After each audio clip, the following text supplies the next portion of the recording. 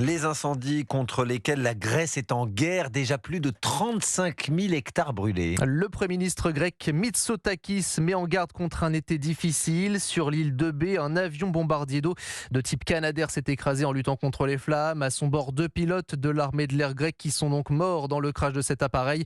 Emmanuel Macron adresse son soutien aux héros qui luttent chaque été au péril de leur vie face aux incendies. Et puis sur l'île de Rhodes, villages, résidences de vacances et autres hôtels ont là aussi dû être évacués à cause de la propagation des flammes. Plus de 20 000 personnes ont notamment été mises à l'abri. Sur l'île très touristique, de nombreuses infrastructures ont d'ailleurs ouvert leurs portes à ces personnes sans solution de logement. C'est le cas de cet établissement scolaire. Reportage à Rhodes de notre envoyée spéciale Clémentine Athanasiadis. L'école a été transformée en centre d'accueil d'urgence. Le personnel de l'établissement, accompagné de plusieurs bénévoles, viennent en aide aux touristes qui ont fui les flammes. Matelas gonflables, lit de camp, le confort est sommaire, mais l'essentiel est d'avoir un toit pour la nuit.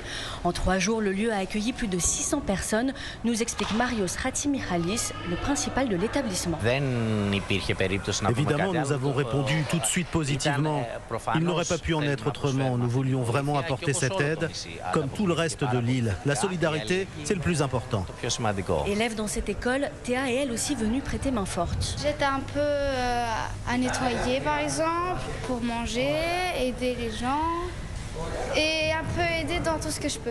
Mégane profite de la climatisation du gymnase. Après leur évacuation précipitée ce week-end, l'Irlandaise de 23 ans et sa famille sont encore sous le choc, mais soulagées d'être en sécurité. J'ai trouvé que les Grecs étaient tellement solidaires avec nous. On est arrivés, il y avait de la nourriture, des choses sur lesquelles on pourrait dormir. La jeune femme, comme les autres touristes présents dans l'école, garde l'espoir de prendre un vol dans les prochains jours pour quitter cette île toujours en proie aux flammes. Rhodes, Clémentine Athanasiadis, Europe 1.